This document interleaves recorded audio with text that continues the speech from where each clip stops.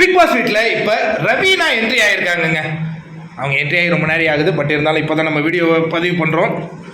ரவீனாவின் entry வந்து ரொம்ப சூப்பராக இருந்தது. ஏன்னா அவங்க என்ட்ரி ஆகுறாங்க, சின்ன பிக் பாஸ் பெரிய பிக் பாஸ் வீட்டை மூடி வச்சிட்டாரு. இப்போ வந்து வீடியோவில் காட்டுறாரு.